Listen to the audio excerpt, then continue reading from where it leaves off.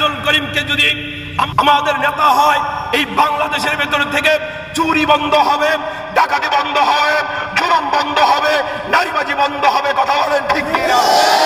এই জন্য নেতা নয় নীতি চাই, পীর সাহেব চরমনে বলেন। 2 বছর ধরে লেখনীতে বন্ধ ছিলাম, ভাষায় বন্দী ছিলাম, সব কিছুর কাজের ভেতরে বাধা ছিল।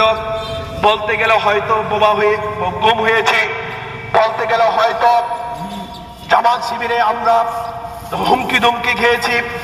আর কোনো ভয় নাই, আর কোনো বাধা নাই। স্বাধীন বাংলাদেশে এখন থেকে এই সময় থেকে আমরা উন্মুক্ত ভাবে ইসলামের পক্ষে কাজ করেই যাবো ইনশাআল্লাহ। আমরা আমাদের নেতা মুফতি ফাইজুল করিমকে যদি আমাদের নেতা হয়, এই বাংলাদেশের ভেতর থেকে চুরি বন্ধ হবে, ডাকাতি বন্ধ হবে, জুলুম বন্ধ হবে, নারীবাজি বন্ধ হবে। কথা বলেন ঠিক কিনা? এই জন্য নেতা নয় নীতি চাই, পীর সাহেব চরমনে বলেন। নেতা নয় নীতি চাই, পীর সাহেব চরমনে।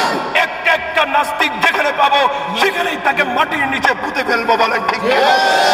এই জামানায় আমার নবীর ইজ্জতের উপরে বহুত কুলাঙ্গার কথা বলেছে, কিন্তু এই ব্যাপারে প্রতিবাদ করতে গিয়ে হয়তো ধমকি খেয়েছি, নয়তো হুমকি খেয়েছি, নয়তো খবর খেয়েছি, নয়তো জেল জুলুমের ভয় আমাদেরকে দেখানো হয়েছে। স্বাধীন বাংলাদেশে আজ থেকে উন্মুক্ত ভাবে কথা বলবো। কথা বলেন ঠিক কিনা?